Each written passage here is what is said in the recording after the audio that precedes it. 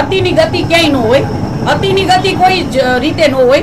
ભાઈ હાલો જે પણ છે બરાબર, અમને પણ બહુ રોષ હતો, ગુસ્સો હતો, બધું જ હતું બરાબર. અમારા મહાસંમેલનો થયા, બધું જ થયા, બધું જ. પણ ક્યાંક ને ક્યાંક હાલો અમારું સરકારે માન ન રાખ્યું, જે પણ થયું તે. પણ હવે શું? હવે આખો સમાજ વિચારી રહ્યો છે કે હવે શું? હવે રૂપાલાભાઈ પાસે ટિકિટ રદ કરાવી શકે તો શું રાજીનામું મગાવી શકે? એવું શું આ લોકો પાપડે ભાંગવાની સંકલન સમિતિની તેવડ નથી? શું રાજીનામું અપાવી શકશે? અને અમારા જેવાનો હાથો બનાવે છે સંકલન સમિતિ. મને તો હાથો જ બનાવ્યો બરાબર. પદ્મિનીબા વાળા અને પદ્મિનીબા વાળાની ટીમને હાથો જ બનાવ્યો આ લોકોએ, અને પોતે કામ ઉતારી ગયા પોતાનું. પોતે તો ક્યાંય પોતે ક્યાંય બીજેપી પાર્ટી પાસે પણ સારા રહ્યા, કોંગ્રેસ પાર્ટી પાસે પણ સારા રહ્યા, અને સમાજ પાસે પણ સારા રહ્યા.